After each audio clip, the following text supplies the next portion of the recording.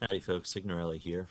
My understanding is that some of you need a little bit of help in putting your data tables and charts together for your hot zone project. So I've gone ahead and put together a little bit of a tutorial here for you. I went ahead and actually did a little bit of work ahead of time. I pulled a bunch of data from this particular website on Ebola outbreaks from 1976 until 2014. And this is actually the complete list of the information, locations, the year of the outbreak, the number of cases, the number of deaths, the percent deaths, number of survivors, percent survivor. So this is actually the full set of data. And if we were to go ahead and represent this data as accurately and unbiased as possible, we would be using all of this information. But that's not the point of your project. Your project is to go ahead and make the case for your particular agency, whether you be an agency for chaos or an agency for order. So we're actually going to go through how you can manipulate the data in order to go ahead and strengthen your argument. If you were sitting in 7 honors with me this year, when we went through our statistics unit, we actually talked about misleading graphs. And one of the first ways that we talked about graphs being misleading is through the omission of data. So just to kind of pull that together here, what I've gone ahead and done is I've taken the different locations that were in that data table, and I found the total number of cases for each location, the total number of deaths, the percent of total deaths, the total survivors, and the percent total survivors. Right? And the reason I did this is in order to get to a different chart in which we have just the percent of deaths compared to the percent of survivors. All right, the purpose behind this is so that we can actually omit some of this information in order to make our argument stronger. Now, let's say we happen to be an agency that is trying to instill fear. We're on the chaos side of things. We don't want people thinking about here where there were 0% deaths or 71% survival, 71% survival, 100% survival. We don't want people thinking about that data. So this is where we're going to go ahead and use our omission and only incorporate the locations where we had more than half of all the cases end up as deaths. All right, so what we're going to do here is we're going to actually take this chart. We're going to highlight the whole chart.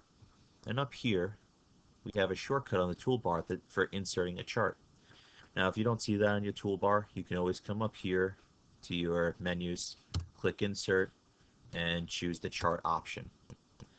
What's nice about this, Google Sheets is going to go ahead and give you some recommendations for the types of charts that you should make.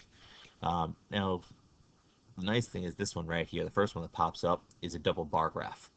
And this one right here, I mean, this makes your argument very clear. Total percent of deaths compared to the total percent survivors.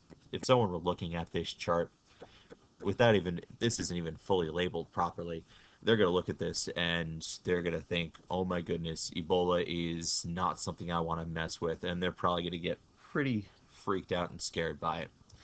For the sake of proper statistical representation, we're going to go ahead and edit this a little bit. And we're going to use our customization tab. All right, so right now we have total percent deaths and total percent survivors as our title. Let's go ahead and change this to total percent deaths versus total percent survivors. All right, we're going to leave that as our title. We have a title for our x-axis, our horizontal axis right here is locations. Let's be a little bit more specific about it and label it countries. And we can actually do this on our vertical axis too, the y-axis. We could go ahead and put percent of cases. And right now what we can see then is Democratic Republic of Congo, we had 77% of all cases end in death and only 23% in survival. Right. Now, very clear, we know this isn't all of the data. Right? We know that very clearly. We intentionally set it up that way. Let's go ahead and resize this so that it fits nice and neat in here. There we go. Okay, we know that this is an intentional misrepresentation. It was done in order to make our argument stronger. We're actually going to do the same thing now on the other side. Instead of fighting for the side of chaos, let's go ahead and try and put people at ease and make a data table or a chart that's going to make them not fear Ebola.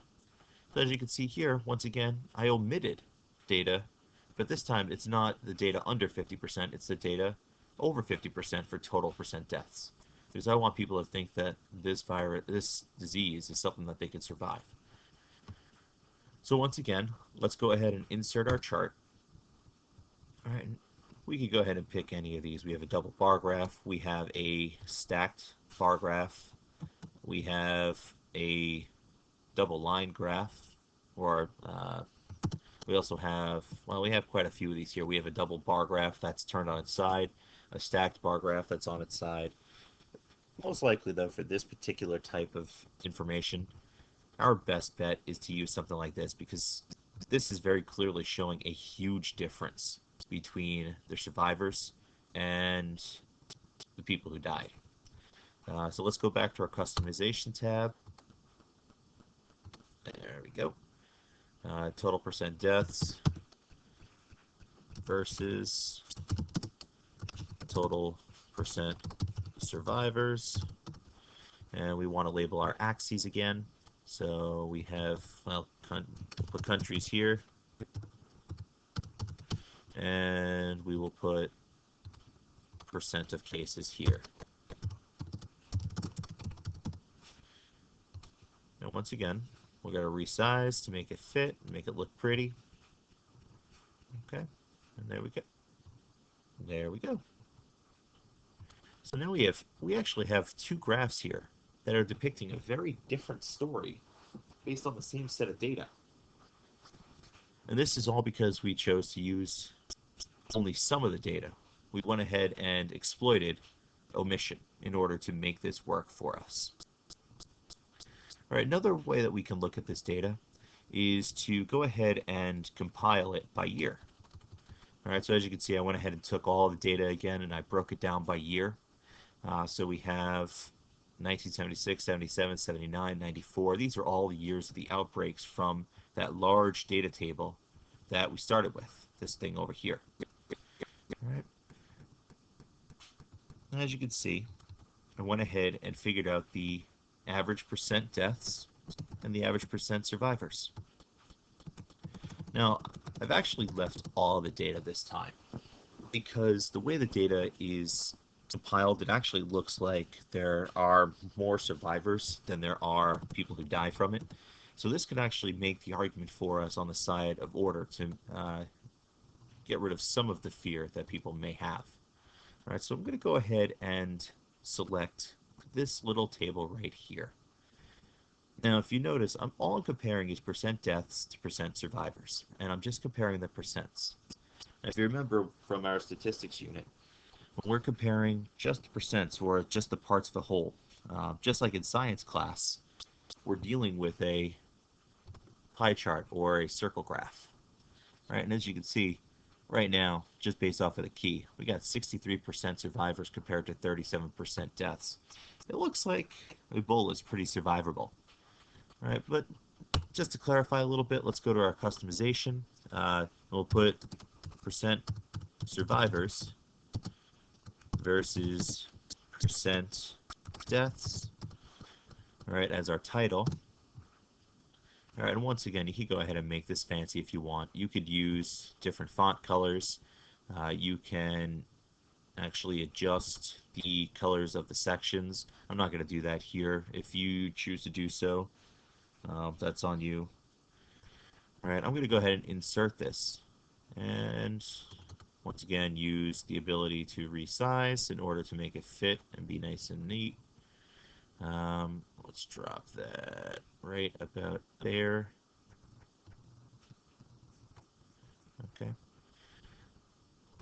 So you'll notice in the original chart here, I have certain data points highlighted. And the reason for this, all of these data points are pretty high percent deaths. So once again, I'm going to go ahead and use that idea of, well, the omission of data and only take these scores or these particular years. And I'm going to go ahead and try and make a different argument using the exact same data. All right, if I only take those particular years, 76, 77, 95, 96, 2001, 2003, 2005, and 2011, you can see I have a very different average percent death compared to average percent survivors. And when I, once again, go ahead and make my chart here, you'll see a very different picture. This time it looks like 84% of all people who contract Ebola end up dying from it, which is a very, very, very different argument from the one we just made using the entire set of data. All right. This is definitely going to, if people see this, the mass populace sees this, they're definitely going to be fearing Ebola as a whole. So if you're on the side of chaos, if you're one of those agents, you're probably going to want to use something like this.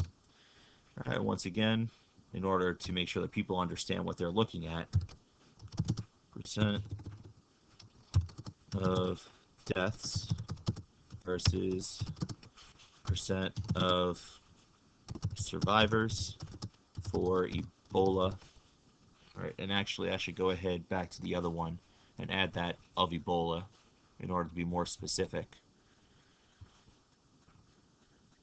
All right, so we'll go ahead and drop this data table right here, or this graph right here. Okay, and you see once again, we're able to take the exact same data and give two different representations. All right, we made two different arguments for the exact same data. Let's check this one step further. Okay, if we come over here, you can see that I've just taken the years 2008 through 2014 from that same data table broken down by years. All right, you may have already figured out why I've only taken those years. Let's go ahead and use this data and make a chart. Okay, so I'm going to go up to my insert chart again. And look at the first default here that pops up. We got ourselves the double line graph. And this one is comparing cases to deaths.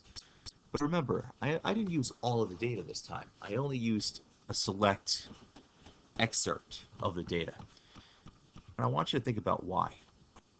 If you notice here, both the number of cases and the number of deaths, they look like almost nothing the whole way through until we hit 2012, and then all of a sudden, boom, boom, both of these have shot up. We've had a sudden spike. If I were somebody trying to instill fear over the Ebola outbreaks, I might try to use something like this to make them think, look, we're getting into these more recent years and we've suddenly had a massive spike in the virus, in the Ebola outbreaks.